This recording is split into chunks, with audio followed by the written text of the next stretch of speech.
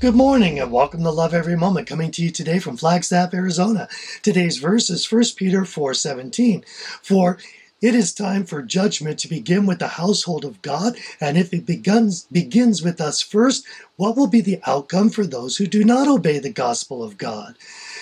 Before we get too far into this, let me make sure we're clear on this, that judgment is God's realm. That's only for Him. We Christians are not to judge either other Christians or non-Christians. The best we can do if we see someone in sin is come up to them in love and point them towards God and try to bring them closer to Him. But judgment itself is for God alone. Now, it says that judgment is to begin with the household of God, and then it talks about those who are not obeying the gospel of God.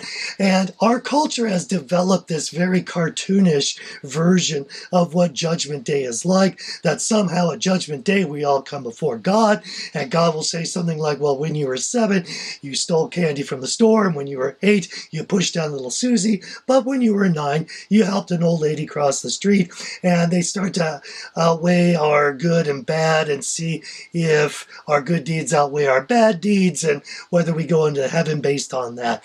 That is completely not what Scripture teaches.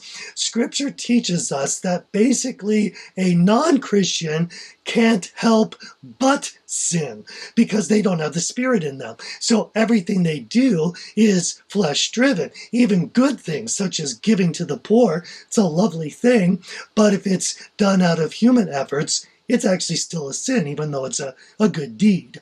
All right?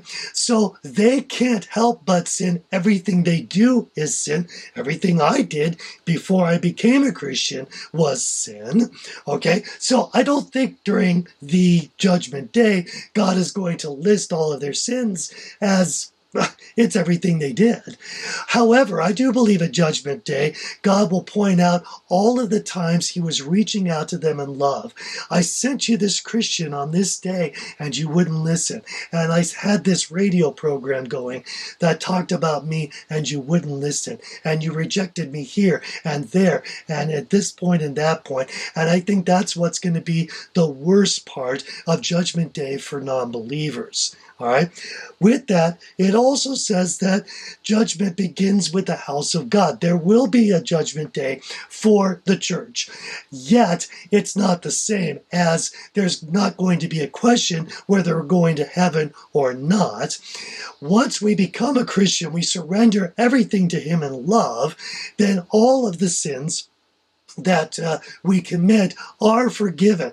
That's past, present, and even future. So once we have surrendered everything to Him in love, I like to use the metaphor that the Spirit comes into the driver's seat and He takes over control of the wheel. We scooch over to the passenger's seat. Well, we might occasionally, reach over and grab the steering wheel as we're learning to surrender.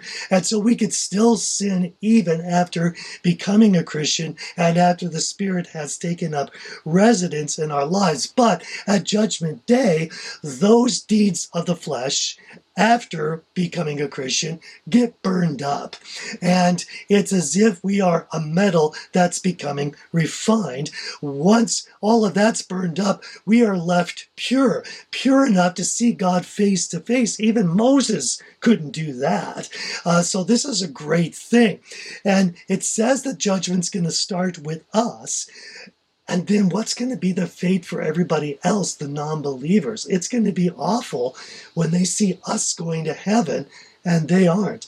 There should be something in our hearts that groans for them and wants to bring them closer to God, because that's what we have. So let's look at loving them, even if it means losing some money or time or having our property damaged. If that's all it is and we can bring them to God, it's worth it. So let's choose to love every moment, because then we're going to love every moment. I'm your average Dretch, and I hope you have a great week.